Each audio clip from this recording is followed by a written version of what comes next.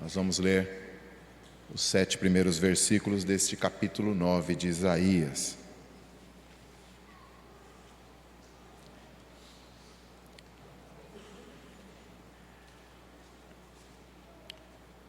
Enquanto os irmãos encontram o texto, deixe-me dizer que Isaías viveu e profetizou num tempo muito difícil, numa época muito difícil.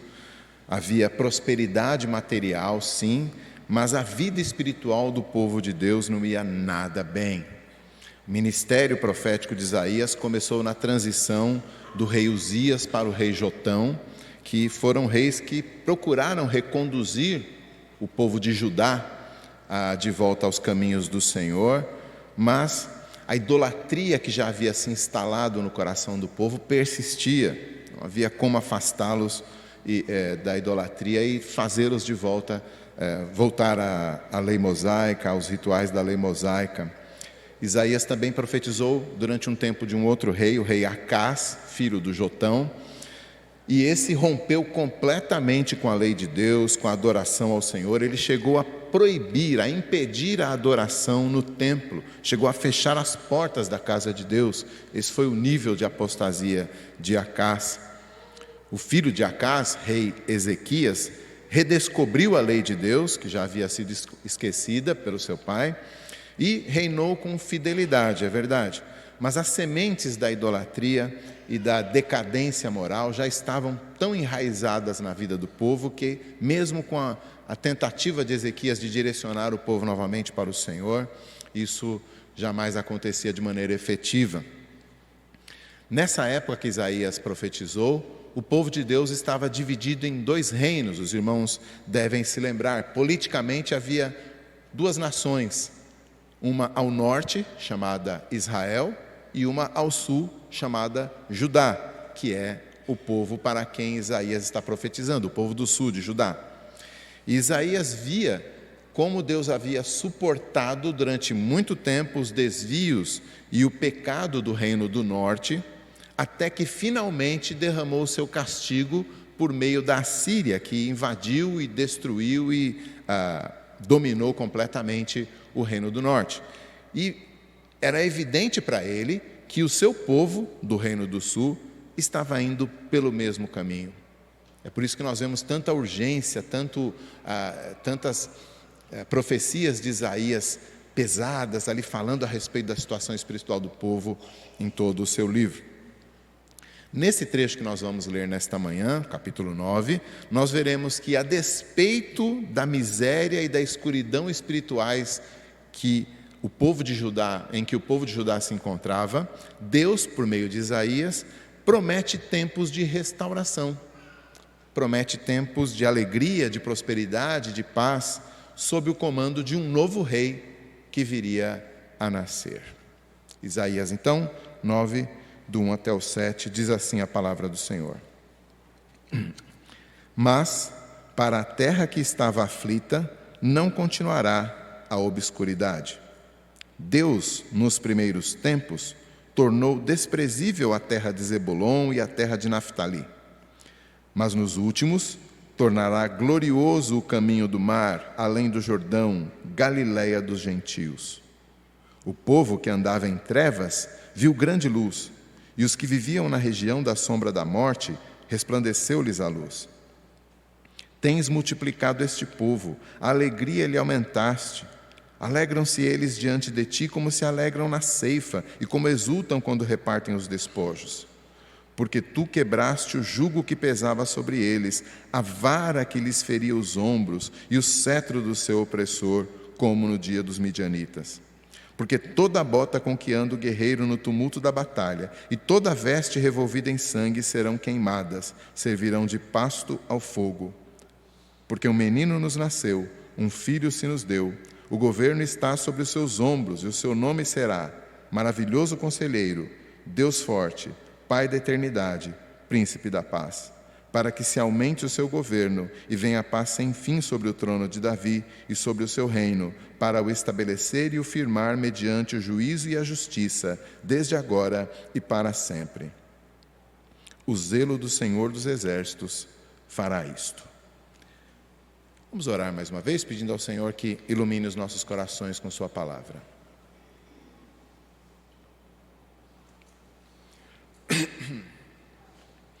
Pai Santo e querido, em nome de Cristo, queremos pedir ao Senhor que nesta manhã fale conosco por meio do Teu Santo Espírito na exposição da Tua Palavra. E falando conosco, Pai, que o Senhor nos torne cada vez mais submissos ao governo do Teu Filho sobre as nossas vidas, cada vez mais confiantes no Seu governo sobre as nossas vidas e cada vez mais esperançosos de que esse governo se amplie até o dia da sua revolta. Oramos em nome dele. Amém.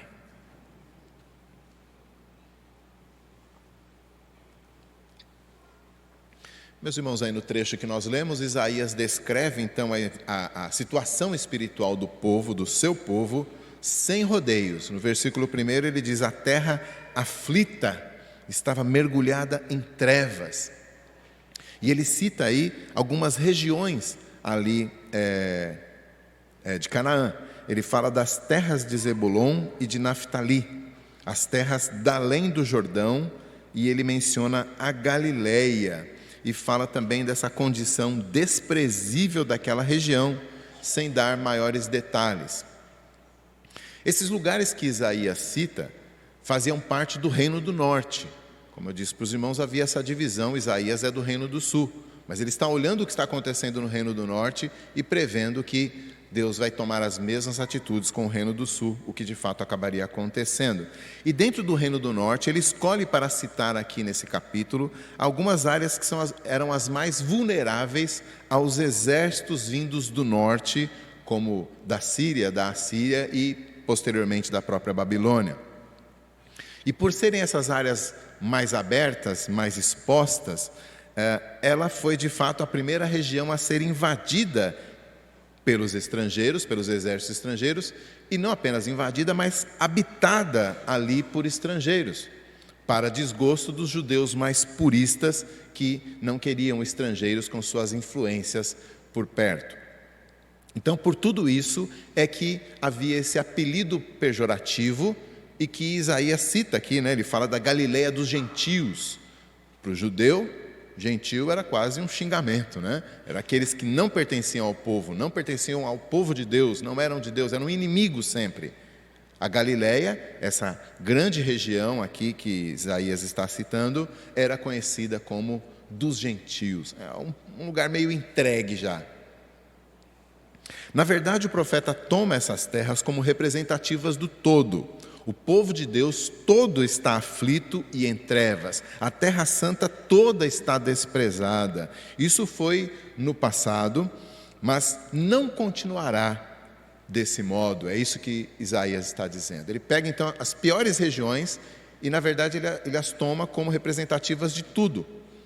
E ele diz: foi assim, mas não será mais, porque nos últimos tempos, né, aí no finalzinho do versículo 1 na Almeida, ou como traduz a NVI, no futuro, essa é a ideia dos últimos tempos, né? Num futuro próximo, Deus honrará novamente aquele lugar. No momento está desprezada, mas Deus ainda vai honrar aquele lugar. E antes de seguirmos na exposição, Isaías vai detalhar melhor essa honra que Deus vai trazer para aquele povo, mas é importante termos aqui uma nota a respeito de um costume dos textos proféticos, ou dos profetas do Antigo Testamento, de usarem os verbos no passado para falarem de alguma coisa que ainda não havia acontecido. Os profetas hebreus quase todos falavam assim, como se vissem pelo retrovisor aquilo que Deus ainda estava anunciando, aquilo que Deus ainda haveria de fazer. Então, alguns até chamam isso de tempo profético, mas a ideia há uma certeza tão grande daquilo que Deus está anunciando, que ao invés de dizer Deus vai fazer, eles às vezes diziam Deus fez. Isso fica claro no nosso texto aqui. Ele não diz o povo vai ver grande luz, no versículo 2, ele não diz multiplicarás este povo no versículo 3, ele não diz quebrarás o jugo deste povo no versículo 4, ele usa todos os verbos no passado como se Deus já tivesse feito essas coisas, porque, como eu disse aqui, é como se ele olhasse no retrovisor já, Deus já fez. Ele fala como se já tivesse acontecido, para demonstrar essa certeza dele, porque ele vê as coisas já feitas e, ao mesmo tempo, transmitir isso ao povo, que passa então a receber, nessa forma de falar, a certeza do cumprimento daquilo que Deus estava prometendo por meio do profeta. Então, ele vê aquilo que Deus prometeu como algo já cumprido e chama então o povo a também enxergar assim, nessa mesma certeza. Pois bem, então, Isaías observa e narra o livramento de Deus, que ainda vai acontecer. O povo ainda está em trevas, o povo ainda está em aflição, certo? O povo ainda está debaixo da opressão do inimigo, mas ele narra esse livramento como algo já acontecido. Então, lembre-se aí, quando a gente ler os verbos, lembre-se dessa informação. E ele, então, primeiramente apresenta uma das metáforas mais comuns de todas, né? A metáfora da luz brilhando sobre aqueles que estão em trevas. No versículo 2 ele fala da região da sombra da morte, ou seja, trevas tão profundas que a luz nem chega. Mas ele diz que a luz bendita do Senhor vai brilhar com mais intensidade justamente naqueles lugares em que as trevas estão mais densas. E depois, retomando a antiga promessa feita a Abraão lá em Gênesis, o profeta também fala do livramento divino no versículo 3 aí, como uma multiplicação numérica do povo. Desde Abraão, Deus prometeu que a descendência de Abraão se multiplicaria, que seria uma multidão incontável. E o profeta então retoma isso: tens multiplicado, ou seja, o Senhor vai cumprir isso, Ele vai multiplicar esse povo. Ele fala da fartura na colheita, faz parte também das promessas de Deus ali para Abraão, e fala da vitória na batalha, que culmina com os despojos. Os despojos eram aqueles bens que o exército vitorioso tomava daquele povo que foi derrotado. Então, os despojos são apenas para os vitoriosos. E então ele apresenta esse quadro no versículo 3, da multiplicação, da prosperidade na ceifa e da alegria da vitória militar. Deus havia prometido lá para Abraão realmente que ele, inclusive, amaldiçoaria os que amaldiçoassem, abençoaria os que abençoassem, ou seja, Deus seria a garantia das vitórias de Abraão e do seu povo. E o profeta então diz que Deus de fato vai fazer tudo isso. E aquele povo que estava tão aflito vai se alegrar diante de Deus em tudo isso que Deus vai fazer.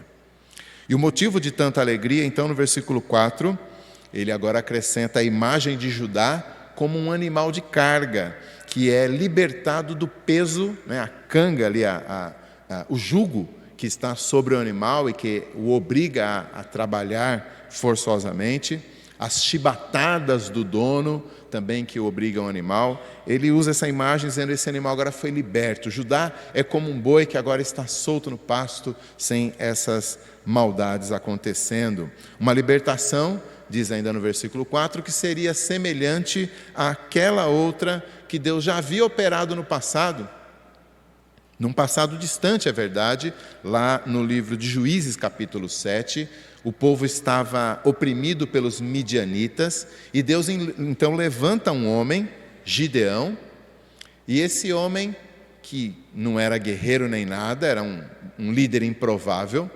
ele junta um exército improvável também, que Deus reduz a 300 homens, e eles têm uma vitória improvável diante do grande exército dos midianitas, porque Deus estava com ele.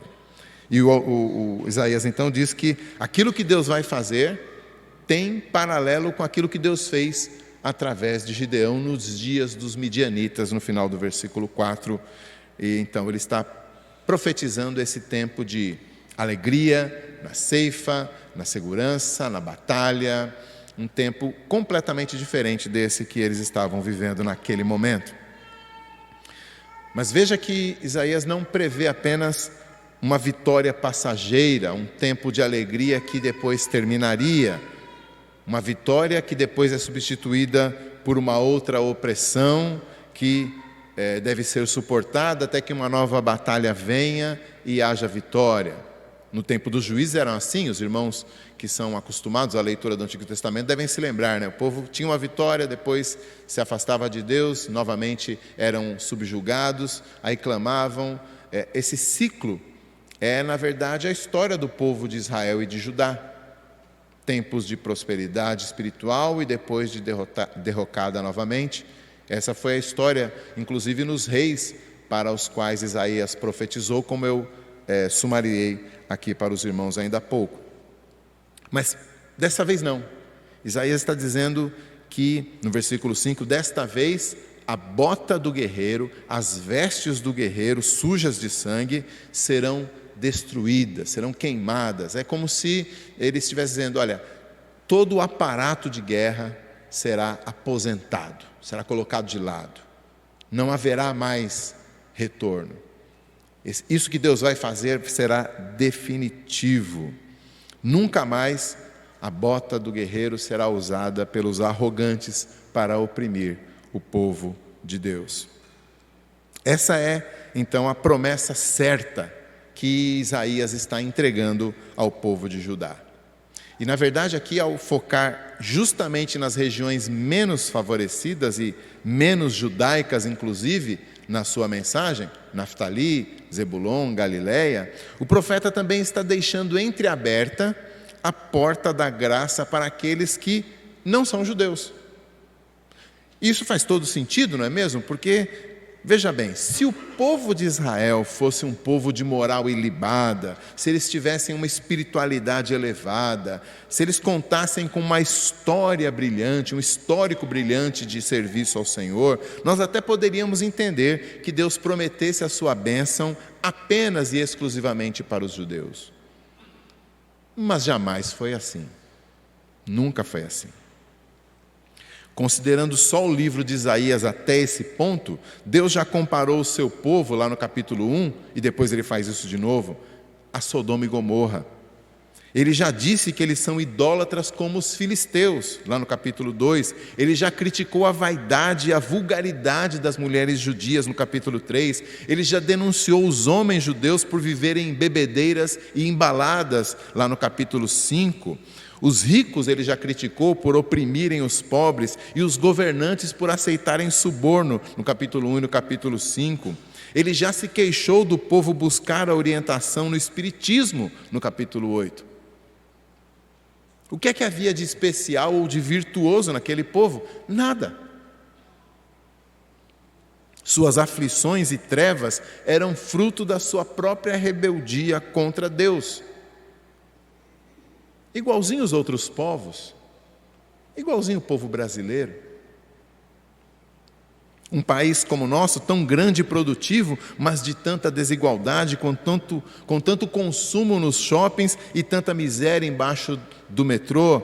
Um povo tão religioso e tão apegado às superstições, ao misticismo, a feitiçarias. Um Estado que arrecada de maneira até escorchante para distribuir a políticos que só se importam consigo mesmos. Uma população evangélica crescente e que não faz a mínima diferença na moralidade da nação. Pelo contrário, é fonte constante de escândalos sexuais e financeiros. Se Isaías vivesse em nossos tempos, a mensagem dele não precisaria mudar uma vírgula. Mas não se engane, nas mesmas trevas estaríamos eu e você, se Deus não nos deixasse a nossa própria força, a nossa própria luz. Se Deus não fizesse brilhar sobre nós a luz dele, nós estaríamos todos desgarrados pelo caminho que vai dar no vale da sombra da morte. Somos como guerreiros feridos e desarmados, que jamais alcançamos vitória alguma em nossas batalhas. Estaríamos debaixo da bota do guerreiro, como Judá estava. Desde aquela batalha cotidiana pelo sustento num país de tão poucas oportunidades, até a luta para proteger a família dos ataques dessa sociedade cada vez mais imoral, passando pela guerra espiritual de mantermos os nossos olhos e as nossas mentes longe de toda a sujeira que nos cerca todo dia, pela luta interna que é conter o veneno que naturalmente destilamos com as nossas palavras, ou conter a tendência natural de passarmos por cima dos outros quando temos poder para isso. Isso tudo sem falar na última inimiga, contra a qual as nossas batalhas sempre terminam em derrota, aquela que apaga todas as luzes, que rouba toda a alegria, a batalha contra a morte.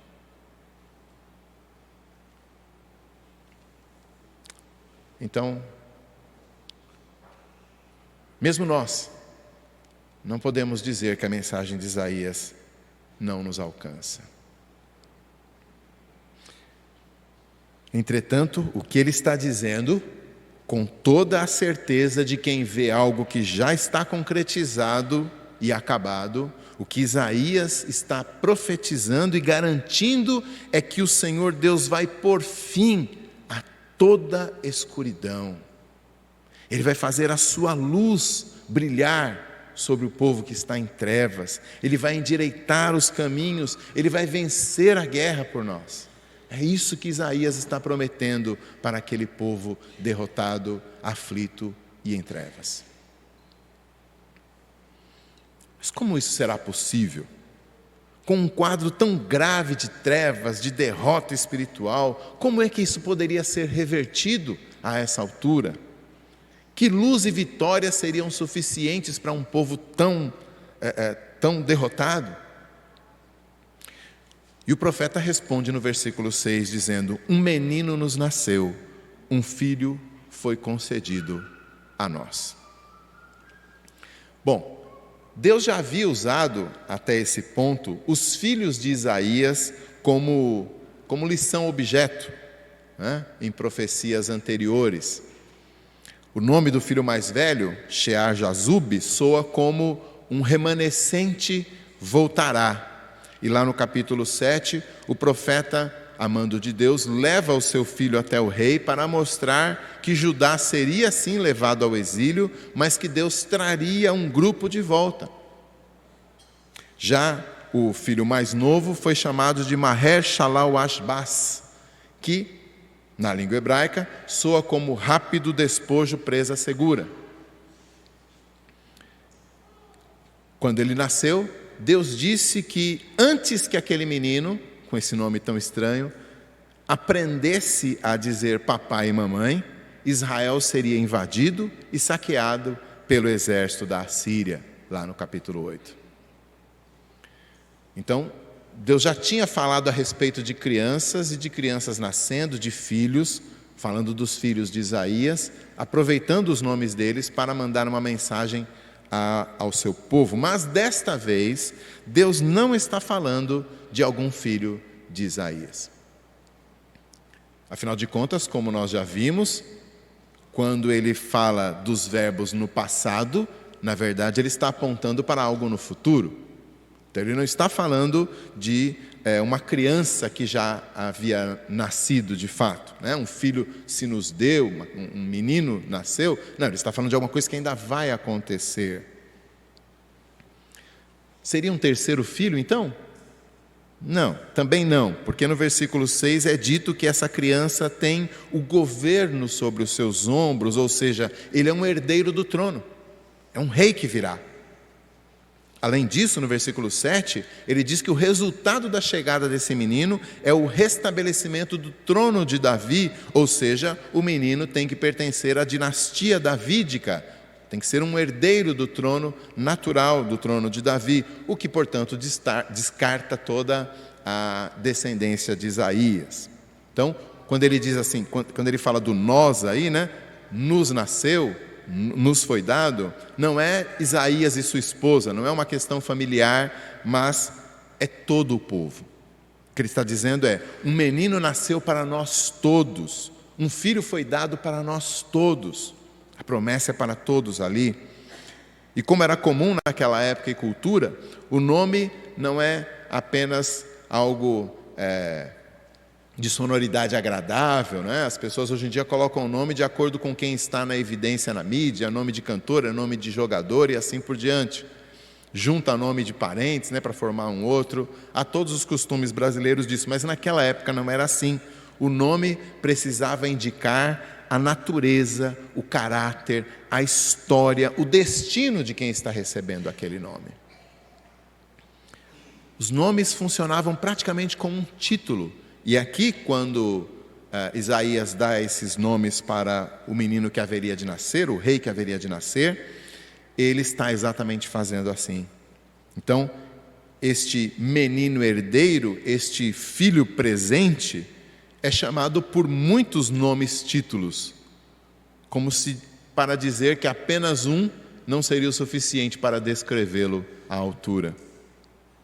Há uma discussão entre os estudiosos, entre os intérpretes, se devemos enxergar aqui 5 nomes ou apenas 4, mas nós vamos seguir com a maioria dos estudiosos que vê 4 nomes compostos, como transparece nas traduções em português, né?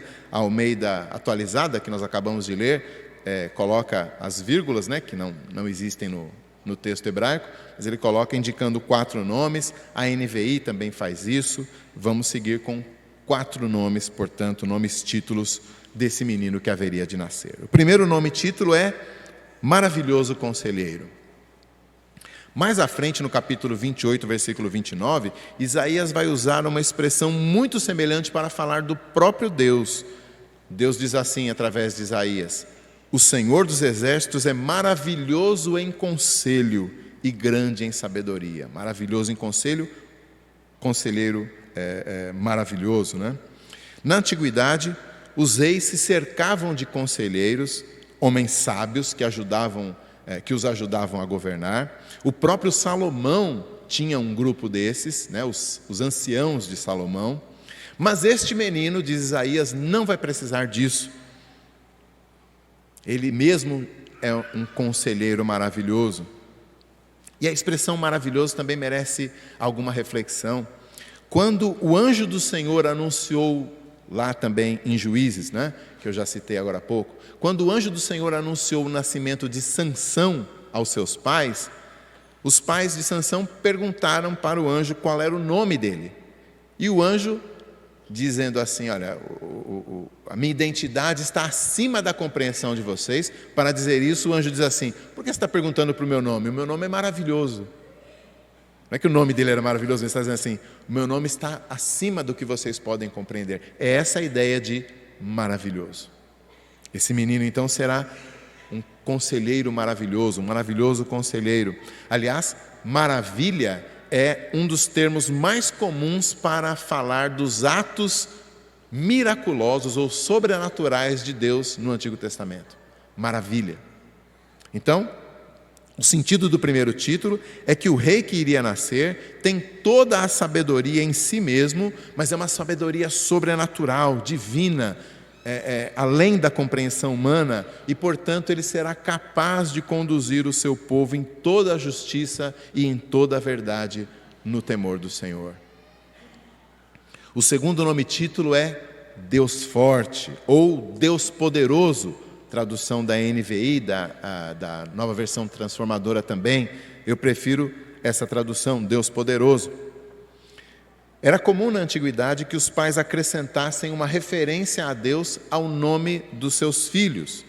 O terminal lá, Ia, né, que tem, por exemplo, no próprio Isaías, né, ou em Malaquias, ou em Obadias, etc., é uma referência a Iavé, que os pais colocavam no próprio nome do filho. Assim como o terminal El, de Daniel, Samuel, Otoniel, é uma referência a Deus. Deus é El em hebraico. Então isso era muito comum. Um pouco adiante, no capítulo 10, versículo 21, Isaías vai usar a mesmíssima expressão, mas não para falar de alguém que tem um nome referente a Deus, mas para falar do próprio Deus, do povo se voltando para Deus. Ele diz assim: os restantes de Israel, os restantes de Judá, confiarão no Senhor, o Santo de Israel, e acrescenta: e se converterão ao Deus forte, ou ao Deus poderoso, a mesma palavra que ele usa aqui para falar desse rei que viria. Forte, poderoso, valente. Quando aplicado a Deus, esse termo indica a capacidade dele de defender Israel, vencendo suas batalhas, subjugando os seus adversários. Aponta, portanto, a segurança do povo de Deus nas mãos do seu poderoso Senhor. É como Davi louva lá no Salmo de número 24, versículo 8: quem é o Rei da Glória? É o Senhor, forte e poderoso, o Senhor poderoso nas batalhas. Então, o sentido do segundo título é que o rei prometido vai personificar o próprio Deus, protegendo e guardando o seu povo de todo o mal. Ele será poderoso para fazer isso. O terceiro nome título é Pai da Eternidade. Em português, a gente rapidamente imagina que o sentido é alguém que gera a eternidade, né? O Pai da Eternidade.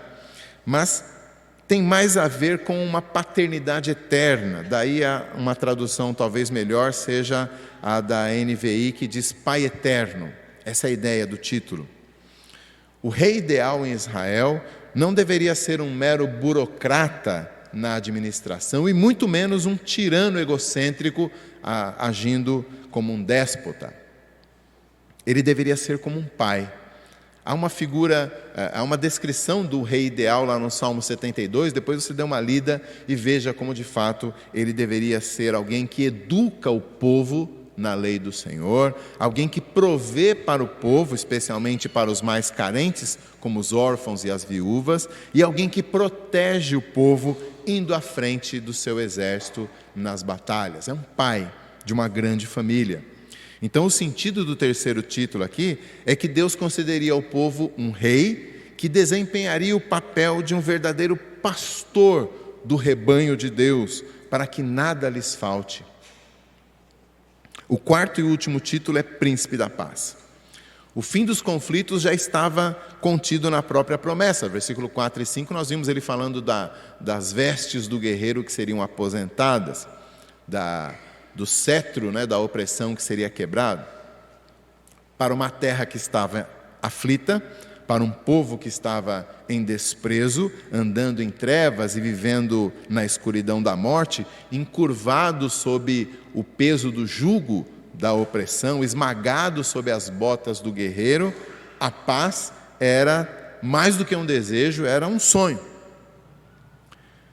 Mas na mentalidade hebraica, paz ou shalom é um conceito bem mais abrangente do que simplesmente a cessação da guerra. Shalom inclui boa saúde, fartura na colheita, família e comunidade unidas, uma vida de perfeita harmonia com o próximo, com a natureza e com o Criador, com a lei de Deus. É muito mais do que apenas acabou a guerra. E o sentido então do último título é que o rei vindouro inauguraria um reino no qual finalmente se poderia desfrutar desse tipo de paz. Podemos imaginar que uma visão tão luminosa do futuro certamente traria espanto para os ouvintes de Isaías. Estavam tão aflitos, tão imersos nas suas trevas, na sombra da morte, na opressão. Mas para aqueles que se perguntassem, será que isso é possível? Será que isso vai ser assim mesmo?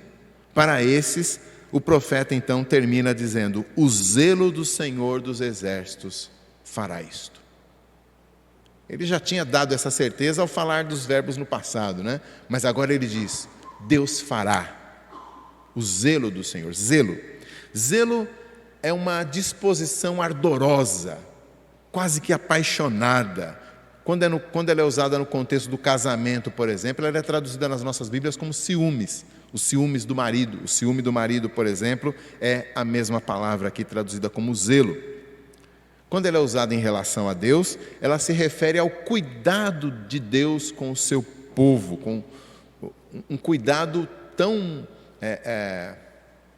intenso, tão emotivo, que pode ser comparado a uma paixão.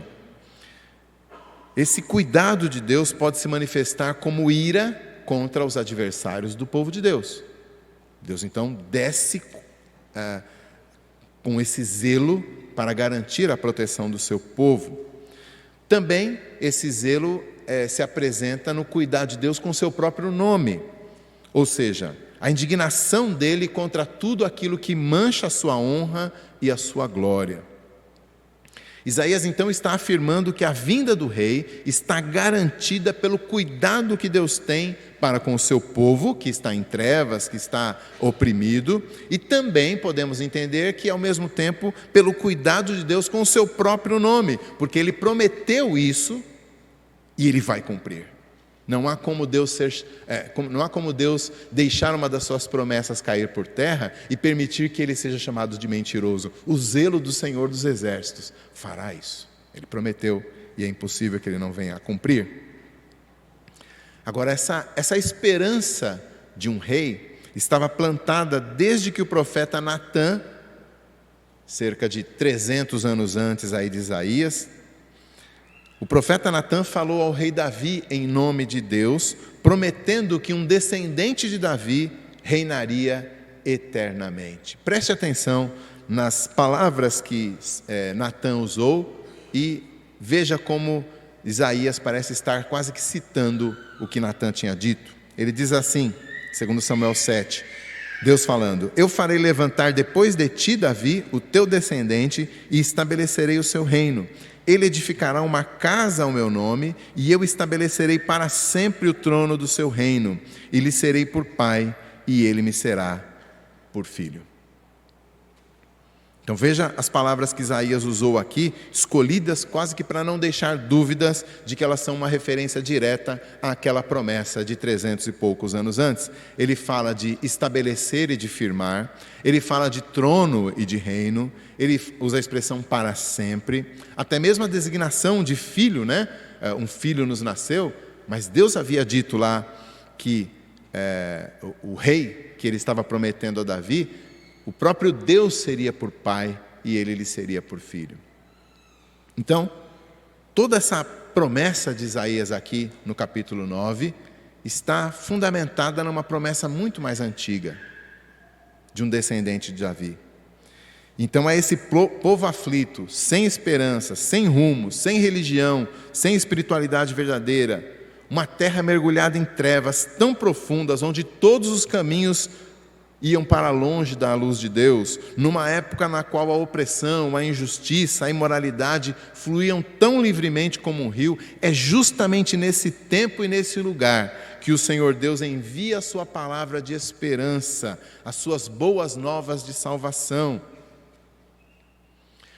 Porém, cada rei de Israel e cada rei de Judá já tinham falhado em apresentar esse caráter do rei segundo Deus e continuariam falhando nos próximos 800 anos, um após outro.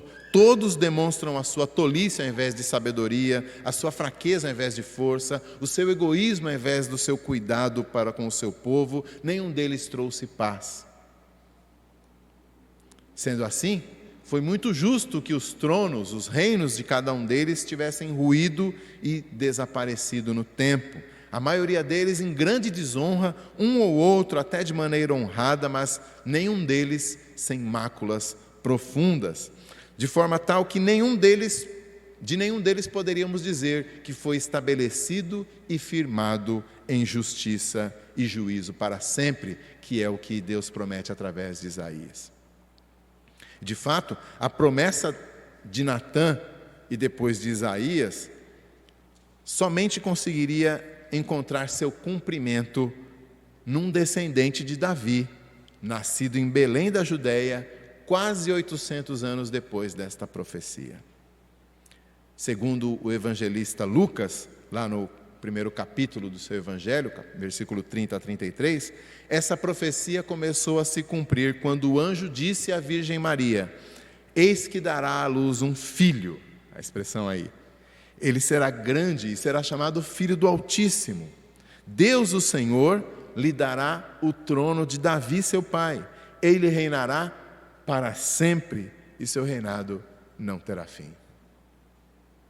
Segundo o evangelista Mateus, no capítulo 4, quando Jesus saiu de Nazaré e passou a pregar o evangelho em Cafarnaum, que ficava na Galileia, é ali, naquele momento, que a Galileia dos gentios viu grande luz, diz Mateus.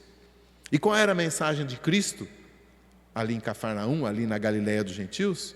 A mensagem dele era: arrependei-vos, porque está próximo o reino dos céus. Aquele reino prometido.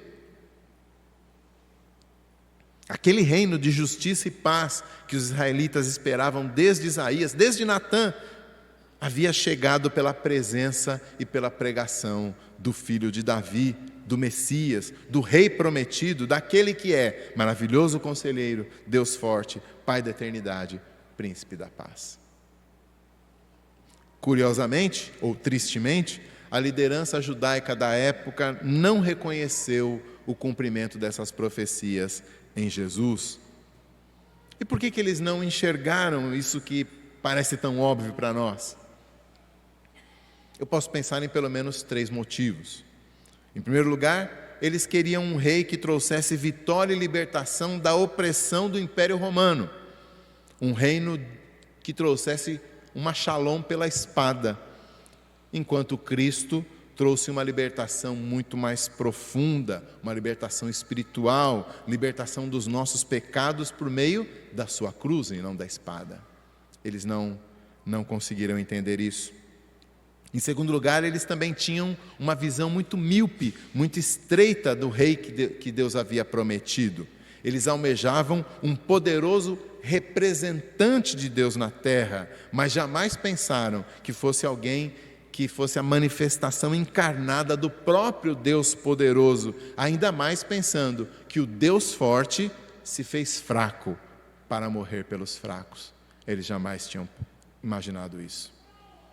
E em terceiro lugar, eles pensavam que o Messias viria apenas para os judeus, esquecendo que a salvação vem sim dos judeus, ou seja, da descendência de Abraão, mas ela é para alcançar todas as famílias da terra, isso desde a primeira promessa de Deus, lá em Gênesis 12.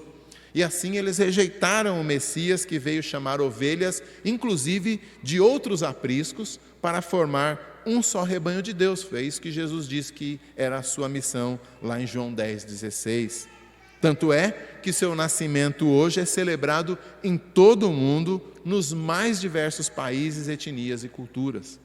Esse era o propósito, que todas as famílias da terra conhecessem o Rei prometido por Deus. Ainda assim, meus irmãos, milhões e milhões de pessoas ainda não o conhecem. Aliás, inclusive entre aqueles que vivem em países que celebram o Natal e talvez até tenham um pinheirinho na sala, uma mesa posta no dia 24, presentes bacanas para as crianças, milhões de pessoas vivendo como se ele não tivesse nascido, ou como se o filho prometido não tivesse nos sido dado ainda, ou como se ele tivesse vindo, mas não reinasse. Milhões sem perceber, que andam em trevas, que habitam na região da sombra da morte, sem atentar que estão numa tranquila rebelião contra aquele que é o Rei dos Reis e Senhor dos Senhores. E a pergunta é: quem irá alertá-los de que seus caminhos só vão dar em mais aflição e escuridão? Quem irá alertá-los, avisá-los de que o reino de luz e paz já chegou? Quem irá anunciar que o zelo do Senhor já cumpriu a sua promessa 2000 anos atrás e já enviou o seu Filho para a salvação de todo aquele que nele crê, seja judeu ou grego, branco ou negro, homem ou mulher, rico ou pobre, sem distinção? Quem dará aos aflitos e oprimidos a boa nova de que Deus pôs fim, sim, a maior batalha humana contra o pecado e contra a morte? Quem? Isaías não está mais entre nós, mas eu e você estamos. Nós estamos. Esse é o papel profético da igreja. Jesus nos chamou de luz do mundo, e a luz precisa brilhar. Eu quero encerrar com 3 aplicações. Em primeiro lugar, não se deixe abater pelas trevas, pelas sombras, pelos tempos sombrios que nós podemos passar, seja no nosso país, seja no contexto da nossa vida profissional, seja no contexto da nossa família, no contexto da saúde. As trevas continuam persistindo, mas não se deixe abater. Mantenha o seu coração firme e firmado no fato de que a promessa já se cumpriu. A luz já brilhou, o reino de paz já é meu e já é seu pela fé.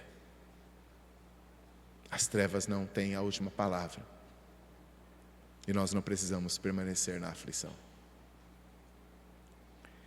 Em segundo lugar, relacionado a isso, eu quero lhe perguntar quais são as coisas que estão te dando medo, que tiram o seu sono, que tiram a sua paz nesse mundo tenebroso.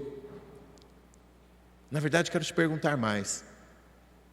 Quais dessas coisas que têm atemorizado o teu coração, você já colocou nas mãos do Rei Jesus?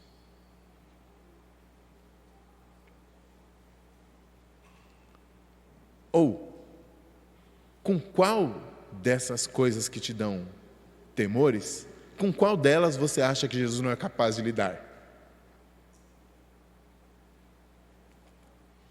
Que nós possamos viver como súditos do Rei Divino, Jesus Cristo, com a segurança daqueles que são conduzidos na sua sabedoria, na sua força, na sua proteção e na sua paz.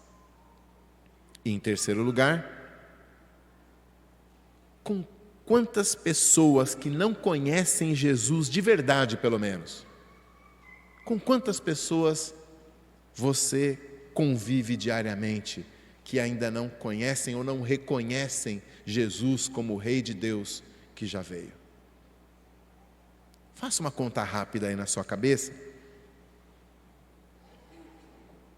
Mas delas, selecione agora, para quais delas você ainda não falou que Jesus já veio?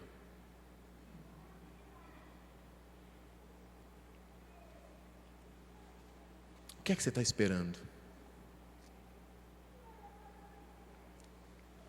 Que nós possamos anunciar a todos os que estão na obscuridade que a luz já raiou, para todos aqueles que estão aflitos, que a paz já chegou, que o Rei Salvador se encarnou, recebeu o castigo que nos traz a paz e agora intercede por nós diante de Deus. Que nós possamos anunciar, como Isaías anunciou, ao povo que está em trevas. Que o Senhor nos abençoe nesse sentido. Nós vamos cantar o hino O Primeiro Natal, hino de número 231. Os irmãos que vieram preparados com seus dízimos e ofertas podem, durante o cântico deste hino, vir à frente e depositar no gasofilácio.